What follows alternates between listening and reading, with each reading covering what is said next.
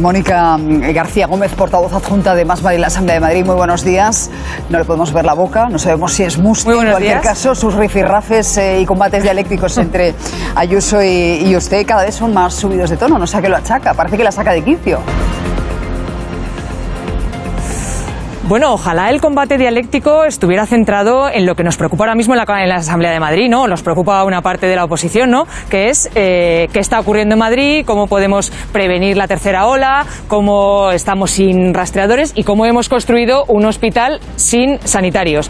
Pero parece que la señora Ayuso y el gobierno de la señora Ayuso siempre intentan desviar la atención hacia cosas como la que pasaron ayer, ¿no? Que si mi boca es mustia. Le quería preguntar por la situación ahora mismo, porque acabamos de conocer las cifras. La tasa de incidencia habría bajado a 359. La Comunidad de Madrid logrado reducir la curva de contagios en un 60% durante la segunda ola, según las cifras que nos pasan. Y en 40 días la incidencia acumulada ha bajado de 813 a 359. Entiendo que la evolución es positiva, ¿no? Sí, a ver, yo creo que tenemos que ser honestos con los indicadores de esta pandemia, ¿no? Y efectivamente el indicador de la pandemia en la Comunidad de Madrid va bajando, lo cual es una buenísima noticia porque significa que ya no tenemos esa incertidumbre cuando tienes una ola en la que estás todavía de subida. Dicho esto, creo que los datos siguen siendo preocupantes, sobre todo en lo que al sistema sanitario se refiere, ¿no? Hablabais antes de que 1 de cada 5 pacientes que están ingresados ahora mismo en la Comunidad de Madrid son pacientes por COVID y las UBI siguen estando en una situación de colapso.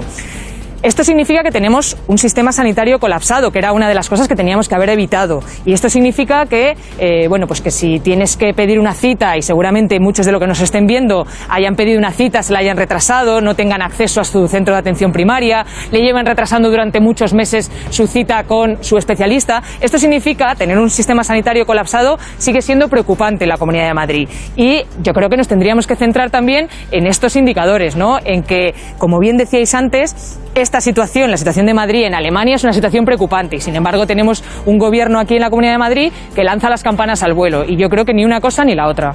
Lo que pasa es que el gobierno de España, que fue sumamente combativo con la gestión que se estaba haciendo en Madrid, ahora la pone como ejemplo, en Madrid y a Cataluña. Yo no sé si es porque de alguna manera necesitan argumentos para no ir a un cierre domiciliario que otras autonomías sí están pidiendo.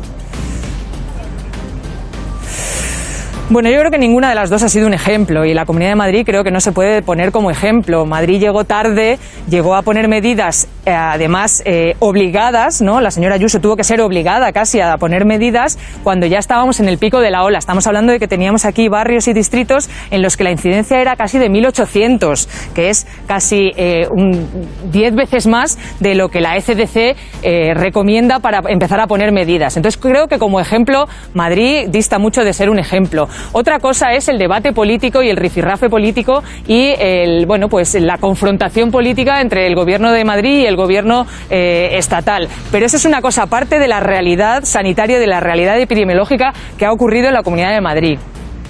Lo que le enfadó a la presidenta, y de ahí su respuesta, hablando de que su boca era mustia, es que usted le preguntó por qué ha visitado el hospital de pandemias 7 veces frente a las 0 veces que ha ido a los centros de salud, ¿no? Usted se queja de que en el fondo se está vistiendo un santo para desvestir a otros, y son los centros de salud, la atención primaria. A ver, en principio a la presidenta parece que le molesta que le pregunten todo, pero es que estamos normalizando una aberración que ya conocemos en la Comunidad de Madrid, que es construir hospitales sin médicas y sin enfermeras, lo cual obviamente no entra dentro del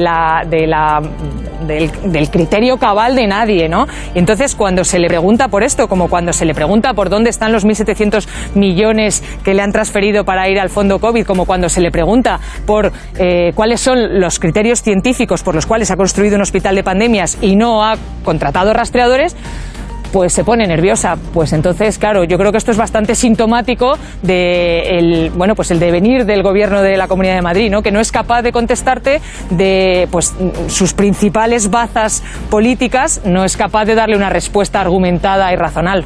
Pues, señora García Gómez, diputada, portavoz adjunta de Más Madrid, gracias por atendernos. Gracias a vosotros.